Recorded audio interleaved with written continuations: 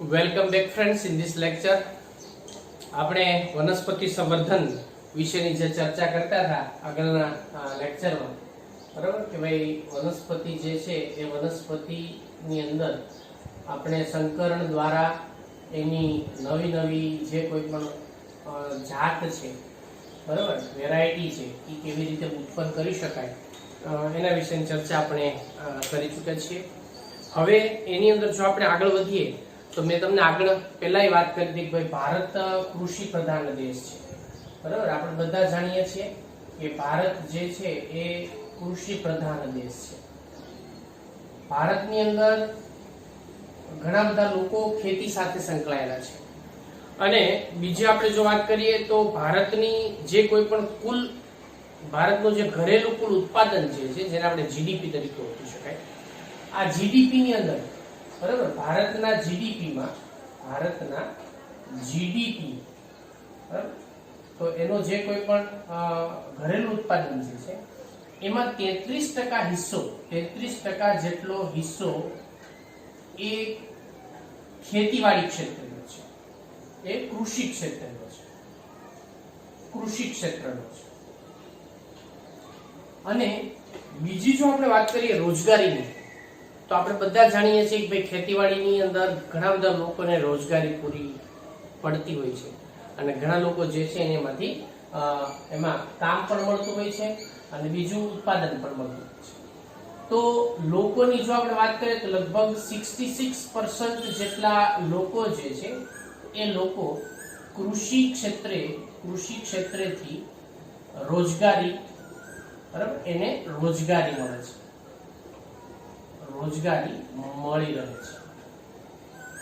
તો બીજી આપણે એ પણ જાણીએ, એટલે કે ખેતીવાડી જે છે એ ભારતની અંદર સૌથી અગત્યનો જે કોઈ પણ હિસ્સો જે છે એની અંદર જોવા મળતો 62% જેટલા એનસીઆરટી પ્રમાણે જો હું તમને વાત કરું તો 62 જેટલા લોકોને રોજગારી પણ પૂરી પાડે છે. બીજી આપણે એ પણ જાણીએ છીએ કે ભાઈ ભારતના સ્વતંત્રતા પછી જો આપણે વાત કરીએ તો દેશની અંદર જમીનનો વિસ્તાર તો આટલો જ છે, બરાબર. ઉલટાએ આપણે ખેતીલાયક જમીનને બિન ખેતીલાયક જમીનમાં ફેરવતા ગયા છે, જેને પરિણામે ઉત્પાદનમાં ઘટાડો થતો ગયો છે. પણ એની સામે દેશની જે વસ્તી છે એ વસ્તીમાં સતત ને સતત વધારો થઈ રહ્યો છે. તો ઉત્પાદનમાં ઘટાડો થયો છે, વસ્તીમાં વધારો થયો છે. તો આપણા માટે ચેલેન્જ છે અન્ન પુરવઠો પૂરો પાડવો, બરાબર. એટલે આ ચેલેન્જ જે છે એને પૂરી અથવા તો એ ચેલેન્જને પૂરી કરવા માટે થઈ તો દેશની વસ્તીની અંદર સતત જે વધારો થાય છે એ વધારાને પહોંચી વળવા માટે થઈ, બરાબર, આપણે બધા જાણીએ છીએ કે ભાઈ દેશની અંદર વસ્તીમાં સતત એની અંદર વધારો થાય છે. પણ એની સામે જો આપણે વાત કરીએ તો અન્નનું જે ઉત્પાદન છે એ ઉત્પાદનમાં શું થાય છે ભાઈ, તો કે ઘટાડો થાય છે. તો આપણે બહારથી બીજા દેશોમાંથી, બીજા રાષ્ટ્રોમાંથી આપણે વધારે અનાજ જે છે એની મગાવવાની જે જરૂરિયાત ઊભી થાય. પણ આપણે જાણીએ ભાઈ ભારત પાસે ખરેખર કૃષિ પ્રધાન દેશ છે, એટલે આપણી પાસે એટલી તો ક્ષમતા છે કે આપણે એટલું અનાજ તો અહીંયા સરળતાથી ઉત્પન્ન કરી શકીએ. પણ એમાં કેટલીક કડીઓ ખૂટતી, જેમ કે એક તો ખાસ કરીને એમાં નવી ટેકનોલોજી, કૃષિ ક્ષેત્રની અંદર નવી ટેકનોલોજી આવવાને પરિણામે એની અંદર નવી જાતિઓ જે છે, નવી જાતિઓ એમાં આપણે આગળ વાત કરી ચૂક્યા છે કે પદ્ધતિની મદદથી નવી જાતિઓ જે છે ઉત્પન્ન થઈ. ભારતની અંદર જો આપણે વાત કરીએ તો ભારતની અંદર એમાં ઘણા બધા વર્ષોથી આવી નવી જે કોઈ પણ ખાસ કરીને 1960 ની આપણે જો વાત કરીએ તો ઘઉં અને ચોખા એની ઉચ્ચ ઉત્પાદન વાળી, બરાબર, 1960 ની અંદર થી જો આપણે વાત કરીએ તો 1960 માં એની અંદર ભારતમાં આપણે ઘઉં અને ચોખા, બરાબર, આ બે મુખ્ય જરૂરિયાત છે. ઘઉં અને ચોખા એ મુખ્ય જરૂરિયાત છે ખાસ કરીને અન્ન ઉત્પાદનની અંદર. તો એ ઘઉં અને ચોખાની વધુ જે નિપજો અથવા તો વધુ ઉત્પાદન આપતી જે કોઈ પણ જાતો છે એ જાતો એની અંદરથી આપણને પ્રાપ્ત થઈ અને એનો ઉછેર કરી, સંવર્ધન કરી, એની વાવેતર કરી અને આપણે વધારે એની અંદરથી જે કોઈ પણ ઘઉં ચોખા એ પ્રાપ્ત કરતા થયા છે, ઉત્પાદન કરતા થયા છે, બરાબર. આ જેને આપણે હરિયાળી ક્રાંતિ કહીએ છીએ. શું કહેશું આપણે એને? હરિયાળી ક્રાંતિ. જેમ આપણે દૂધની અંદર વાત કરી હતી પશુપાલનમાં કે ભાઈ એને શ્વેત ક્રાંતિ કહેવાય, એમ કૃષિ ક્ષેત્રે આને હરિયાળી ક્રાંતિ કહેવાય. અને કૃષિ ક્ષેત્રે હરિયાળી ક્રાંતિ જે થઈ એ હરિયાળી ક્રાંતિના જો આપણે કોઈને પ્રણેતા કહીએ તો MS સ્વામીનાથન. આ નીટની અંદર પૂછાયેલો પ્રશ્ન છે, યાદ રાખજો. MS, બરાબર, MS સ્વામીનાથન નામના જે વૈજ્ઞાનિક છે એને આપણે ભારતની અંદર કૃષિ ક્ષેત્ર એટલે કે હરિયાળી ક્રાંતિના પિતા કહેવામાં આવે છે, બરાબર. ગ્રીન રિવોલ્યુશન અને હરિયાળી ક્રાંતિ જે છે એ હરિયાળી ક્રાંતિના પિતા કહેવામાં આવે છે. જેમ આપણે વર્ગીસ કુરિયન, ડોક્ટર વર્ગીસ કુરિયન, એને આપણે શ્વેત ક્રાંતિના પ્રણેતા અને શ્વેત ક્રાંતિના પિતા કીધું હતું, એમ અહીંયા આપણે MS સ્વામીનાથન, બરાબર, એને આપણે હરિયાળી ક્રાંતિના પિતા કહીએ છીએ. તો આ બધી પદ્ધતિઓના આધારે આપણે ઘઉં છે, ચોખા છે, જુવાર છે, શેરડી છે, એની કેટલીક બધી નવી નવી જે જાતો છે એ આપણને સરળતાથી એમાંથી પ્રાપ્ત થઈ ચૂકી છે. તો હવે એમાં આપણે ઘઉં અને ચોખાની વાત કરીએ, બરાબર. તો સૌથી પહેલા જો આપણે એની અંદર વાત કરીએ તો ઘઉં અને ચોખા, આની અંદરથી આપણને કઈ કઈ પ્રકારની જાતોની અંદર સુધારણા ધરાવતી જાત કેવી રીતે પ્રાપ્ત થઈ છે એના વિશે વાત કરીએ. આમ તો 1960 થી લઈ અને 2000 સુધીની અંદર જો આપણે વાત કરીએ ને 1960, બરાબર, 1960 થી આપણે 2000 ના વર્ષ, આ વર્ષ દરમિયાન જો આપણે ખાસ કરીને ઘઉંના ઉત્પાદનમાં જો આપણે વાત કરીએ ને, ઘઉંના ઉત્પાદનમાં બંનેના ઉત્પાદન વિશે વાત કરશું. ઘઉંનું ઉત્પાદન, બરાબર, અને ચોખાનું ઉત્પાદન બંને વિશે આપણે વાત કરીશું. ચોખાનું ઉત્પાદન તો આપણે જો એની અંદર ઘઉંના ઉત્પાદનમાં પહેલા વાત કરીએ ને તો એની અંદર 11 મિલિયન ટન એ પેલા ઘઉંનું ઉત્પાદન જે છે સામાન્ય રીતે થતું, બરાબર, જે વધીને અત્યારે 75 મિલિયન ટન જેટલું પહોંચી ગયું છે. તો 11 મિલિયન ટન થી અત્યારે 75 મિલિયન ટન. તો ઘઉંનું ઉત્પાદન 11 મિલિયન ટન જે છે એ પહેલા આપણે હતો, અત્યારે 75 મિલિયન ટન જેટલું પહોંચી ગયું છે. કેટલા વર્ષ આપણે 40 વર્ષની અંદર આટલા ઉત્પાદનમાં આપણે વધારો કર્યો છે. સેમ વસ્તુ ચોખાની અંદર આપણે પહેલા 35 મિલિયન ટન હતું ઉત્પાદન જે છે ચોખાની અંદર, એ પહેલા 35 મિલિયન ટન હતું, બરાબર, 35 મિલિયન ટન. અત્યારે આ ઉત્પાદન 89.5 મિલિયન ટન, બરાબર, મિલિયન ટન જેટલું આપણે એમાં ઉત્પાદનમાં વધારો કરી ચૂક્યા છે. હવે આના પાછળનું કારણ શું છે? શા માટે એટલો વધારો થયો? તો આના પાછળનું મુખ્ય કારણ જે છે એ છે આ બંનેની ઘઉં અને ચોખા, બરાબર, એની અર્ધ વામન જાત, એની ડ્રાફ્ટ વેરાયટીની શોધ થઈ, બરાબર, જે ઊંચાઈમાં નાની હતી પણ ઉત્પાદનમાં ખૂબ વિશેષ હતી, એવી જાતની શોધ થઈ અને એના પરિણામે આ પ્રકારની લાક્ષણિકતા જે છે એમાં જોવા મળી છે. આની સાથે સાથે ઘણા બધા વૈજ્ઞાનિકો જે છે એમાં ખાસ કરીને એક નોબેલ પ્રાઇઝ, નોબેલ પારિતોષિક વિજેતા, બરાબર, એક વૈજ્ઞાનિક જે છે એના દ્વારા, જે વૈજ્ઞાનિકનું નામ છે નોર્મન E. બારલોગે, બરાબર, નોર્મન E. બારલોગે, આ વૈજ્ઞાનિક દ્વારા, બરાબર, એના દ્વારા, બારલોગે દ્વારા એમાં જે કોઈ પણ સંશોધનો જે છે ને એ સંશોધનો ખાસ કરીને ઘઉં અને મકાઈની અર્ધવામન જાતો વિકસાવવા માટે એને ઘણા પ્રયત્ન કર્યા છે. એના દ્વારા ઘઉં અને મકાઈ, બરાબર, એ મકાઈની જે અર્ધવામન જાત જે છે એ અર્ધવામન જાત એને વિકસાવી છે અને એના દ્વારા ઘણા બધા સફળતાપૂર્વકના પ્રયોગો જે એને કર્યા એના આધારે આપણે ઉત્પાદનમાં ઘણો વધારો કરી શકીએ છીએ. આ ઉપરાંત ભારતની અંદર જો આપણે વાત કરીએ તો લગભગ 1963 ની અંદર એક ખૂબ સારું ઉત્પાદન આપતી ભારતના એક જાતિ વિકસાવવામાં આવી. 1963 માં, બરાબર, 1963 માં ભારતમાં સારામાં સારું ઉત્પાદન આપતી જે જાત છે ઘઉંની, ખાસ કરીને ઘઉંની જાત, બરાબર, ઘઉંની જાતની હું વાત કરું છું. ઘઉંની જાત તો એ છે એક તો સોનાલિકા, બરાબર, સોનાલિકા અને કલ્યાણ સોના. આ ઓબ્જેક્ટિવ પ્રશ્ન બધા આવા પૂછાશે, યાદ રાખજો. કલ્યાણ સોના અને સોનાલિકા આ બે ઘઉંની જાત છે જે ભારતમાં 1963 ની અંદર વિકસિત કરી અને એનાથી સારામાં સારું ઉત્પાદન પ્રાપ્ત થયું છે. આ ઉપરાંત આપણે જો ચોખાની વાત કરીએ, આ વાત છે આપણે ઘઉંની જાત વિશે. હવે ચોખા જે છે એ ચોખાની જાત વિશે જો આપણે વાત કરીએ તો એમાં એક છે IR8, બરાબર, IR8. આ જે ચોખાની જાત છે એનું ઉત્પાદન એ આંતરરાષ્ટ્રીય જે ચોખા અને એનું જે સંશોધન છે ફિલિપાઇન્સ ની અંદર જે આવેલું છે, બરાબર, આંતરરાષ્ટ્રીય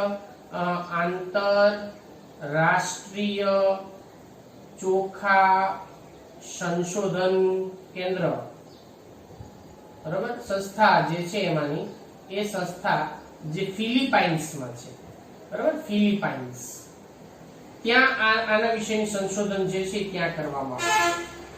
અને બીજી ચોખાની આ એક જાત છે. બીજી જાત જે છે એની અંદરની ચોખાની જાતને આપણે એની અંદર તાઈચુંગ નેટિવ તરીકે ઓળખવામાં આવે છે, તાઈચુંગ નેટિવ 1, બરાબર. તો એને આપણે તાઈચુંગ નેટિવ 1 આ ચોખાની બીજી જાત છે, બરાબર, જે આપણે એની અંદર ખાસ કરીને તાઇવાન ઉપરથી તાઈચુંગ નામ આપવામાં આવ્યું છે. આ જાત જે છે એ તાઇવાનમાં વિકસિત થયેલી છે, તાઇવાન, બરાબર. તો આમાંથી આપણે ઘણી બધી જાત એની અંદરથી સારામાં સારું ઉત્પાદન કરવા વાળી એમાંથી વિકસિત થયેલી છે. અને એના આધારે ભારતની અંદર લગભગ 1966 ની અંદર ભારતમાં આપણે જો વાત કરીએ તો ભારતમાં 1966માં, બરાબર, ચોખાની બે જાત જે ખૂબ સારું ઉત્પાદન, પછી આ બાસમતીની તો પછી આપણે એની શરૂઆત થઈ હતી, પણ એની અંદર ચોખાની જે ખૂબ બે જાત જયા અને રત્ના, બરાબર, આ બેનોના નામ ઉપરથી કદાચ આપવામાં આવ્યું હોય એવું જ લાગે આપણને. તો જયા અને રત્ના આ ખૂબ સારું ઉત્પાદન જે છે એ ચોખાની જાત, બરાબર, ચોખાની બે જાતના નામ છે. અહીંયા કેવા આપણે જેમ સોનાલિકા અને કલ્યાણ સોના કીધું એ ઘઉંની છે, અહીંયા જયા અને રત્ના એ ચોખાની જાત જે છે એ એની અંદર વિકસિત કરવામાં આવેલી છે અને ખૂબ સારામાં સારું ઉત્પાદન જે છે એની અંદરથી પ્રાપ્ત થયું છે. તો આ રીતે ચોખા અને ઘઉંની અંદર આવી જાત જે છે વિકસિત થયેલી છે, બરાબર. અને સ્ક્રીનશોટ લઈ લો, પછી આપણે એમાં આગળ વધીએ.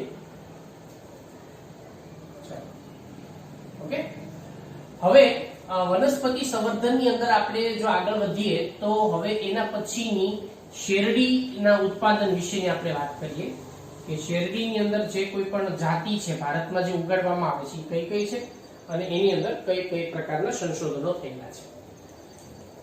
શેરડીની અંદર જો આપણે વાત કરીએ, બીજું છે હવે એમાં શેરડી. હવે આપણે બધા જાણીએ ભાઈ કે ખાંડની જરૂરિયાત કોને ન હોય. દરેક ઘરની અંદર રોજે રોજ આપણે ઘણી બધી ખાંડનો ઉપયોગ કરતા જ હોઈએ છીએ. મીઠાઈ હોય કે પછી ચા બનાવવામાં હોય કે વોટેવર કોઈ પણ વસ્તુ જે છે બનાવટમાં ખાંડનો ઉપયોગ કરીએ છીએ. તો આ ખાંડના ઉત્પાદન માટે શેરડીની આપણે યોગ્ય જાત જે છે ઉછેર કરવો જરૂરી છે. આ ઉછેર માટે ઉત્તર ભારતની અંદર આપણે ઠંડા પ્રદેશોની અંદર શેરડીની એક જાત જેને કહેવામાં આવે છે એમાં સેક્કેરમ ઓફિસિનેરમ, બરાબર, શેરડીની જે જાત છે સેક્કેરમ ઓફિસિનેરમ. આ સેક્કેરમ ઓફિસિનેરમ આ જે જાત છે શેરડીની, એ શેરડીની જાત ત્યાં વિકસાવવામાં આવેલી છે. ઉત્તર ભારતની અંદર સેક્કેરમ ઓફિસિનેરમ આ વિકસાવેલી છે. જ્યારે આપણે જો દક્ષિણ ભારતની વાત કરીએ તો દક્ષિણ ભારતના કેટલાય વિષુવવૃત્તીય પ્રદેશની અંદર દક્ષિણ ભારતમાં શેરડીની જાત અહીંયા આપણે ઉત્તર ભારતની અંદર શેરડીની જાત જે છે એ સેક્કેરમ, એની અંદર સેક્કેરમની ઘણી બધી અલગ અલગ જાતિ છે. સેક્કેરમ મલબારિકમ છે, સેક્કેરમ બારબેરી છે. ઉત્તર ભારતમાં સેક્કેરમ એની અંદર જે બારબેરી છે, સેક્કેરમ બારબેરી, એનો ત્યાં ઉછેર કરવામાં આવતો હતો. બાય મિસ્ટેક આપણે એની અંદરનું નામ થોડુંક ચેન્જ થયું છે, પણ સેક્કેરમ બારબેરી એ ઉત્તર ભારતમાં, અને સેક્કેરમ ઓફિસિનેરમ, બરાબર, આ દક્ષિણ ભારતની અંદરના કેટલાક વિષુવવૃત્તીય પ્રદેશોમાં એનો ઉછેર કરવામાં આવે છે. હવે બંનેના લક્ષણો સમજો. હવે સેકેરમ બાર્બેરી જે છે ને એમાં ઓછી શર્કરા હતી, એટલે એટલું બધું ઉત્પાદન નતું એમાં કે. તો આની અંદર આપણને સેકેરમ બાર્બેરીમાં ઓછી શર્કરા અને ઓછું ઉત્પાદન એમાંથી મળતું, પણ ઠંડા પ્રદેશોમાં ખૂબ સારી રીતે ઉગી નીકળતી. ઓફિસિનરમની વાત કરીએ તો એનું વધુ ઉત્પાદન અને વધુ શર્કરા એની અંદરથી આપણને પ્રાપ્ત થયું. હવે વૈજ્ઞાનિકોએ શું કર્યું, આ બંને વચ્ચે સંકરણ કર્યું. બરાબર, આ બંને વચ્ચે સંકરણ કરાવવાથી અને એ સંકરણ દ્વારા શેરડીની નવી જે જાત છે એ જાત એમાં વિકસિત કરી. આ જે નવી જાત છે, બરાબર, જેમાં એનું જે પ્રકાંડ છે એ પ્રકાંડ પ્રમાણમાં જાડું હતું. શર્કરા જે છે એ શર્કરા પણ એની અંદર વધુ પ્રમાણમાં હતી, શર્કરા પણ વધુ હતું. સ્વાદ અને સ્વીટનેસ ની અંદર પણ આપણને ખૂબ સારો ફેરફાર એમાં જોવા મળતો હતો. એટલે આ રીતે જાડું પ્રકાંડ, ઉચ્ચ શર્કરા, બરાબર, એવી જે જાત છે એવી જાત એની અંદર વિકસિત કરેલી છે. એને વિકસિત કરી અને ઉત્પાદનમાં વધારો કરે છે. તો આ રીતે શેરડીની અંદર પણ ઘણા બધા સંશોધનોને પરિણામે નવી જે આપણે ઉત્પાદન જે છે એમાં સારા સારું મળી શકે છે. ત્રીજી આપણે વાત કરીશું જુવાર વિશે. આમ તો બધા જાણીએ કે ભાઈ જુવાર છે ને એ ઘણા પશુ આહાર તરીકે આપણા વિસ્તારમાં મોટા ભાગે ઉપયોગ કરે છે, પણ ઘણા લોકો જે છે એનો ધાન્ય તરીકે પણ ખૂબ વધારે પ્રમાણમાં ઉત્પન્ન કરે છે.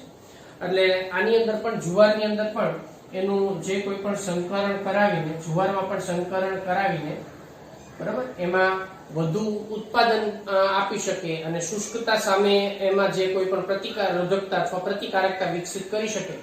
એટલે પાણીની જે ખેંચ હોય એ પાણીની ખેંચ, બરાબર, એની સામે એ પ્રતિકારકતા અથવા પ્રતિરોધકતા આપે અને ઉચ્ચ ઉત્પાદન આપે.